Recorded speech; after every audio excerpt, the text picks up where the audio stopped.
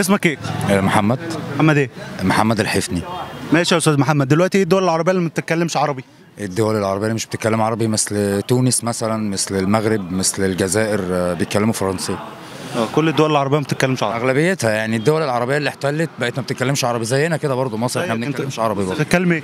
احنا بنتكلم تقريبا دي لغه عاميه، اللغه العربيه الفصحى غير اللغه اللي احنا لا بنتكلمها. عربي عامه. عربي بنتكلم عربي، احنا بنتكلم عربي مكسر.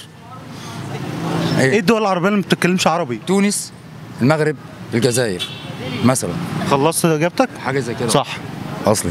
اصل عليك. اصل عليك كده. اصل ابيض يا الله ابيض. الله ابيض. العرب قبل ما يتكلموا ايه؟ قبل احنا كنا بنتكلم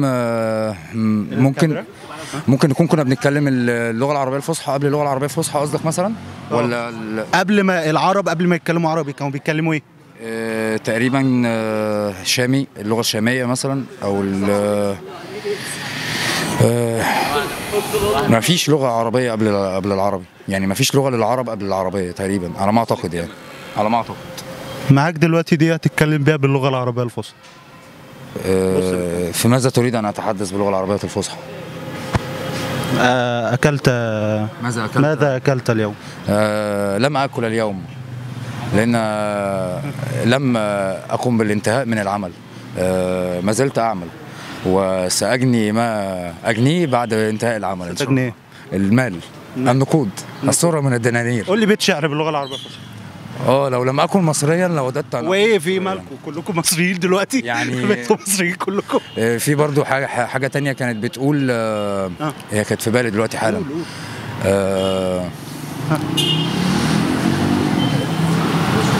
ايوه بغير.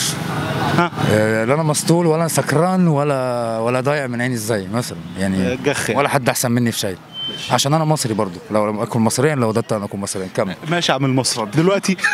دلوقتي ايه العلاقه بين اللام الشمسيه واللام القمريه؟ اللام الشمسيه بالقمر واللام الشمسيه بالشمس.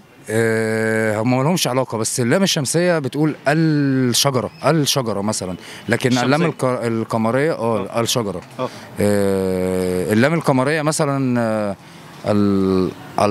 لا ما في ايه بقى، الباب، لا نهيد بقى، نهيد ايه، الشباك، النافذه. تقول ايه؟ مش النافذه. انت تعبتني معاك والله. هي اللغه العربيه والله انت ولا قلت اي حاجه صح. هي اللغه العربيه تتعب اصلا. دلوقتي انت داخل على والدتك وجعان ميت من جوع، انت ما اكلتش حاجه النهارده بقى. حصل. الله يرحمه. فهتقول لها ايه باللغه الله يرحمها على مراتك؟ تمام. تقول لها ايه باللغه العربيه الفصحى؟ انت جعان يعني. ماذا اعددت لنا اليوم على الطعام؟ انت جعان دلوقتي، جعان قوي.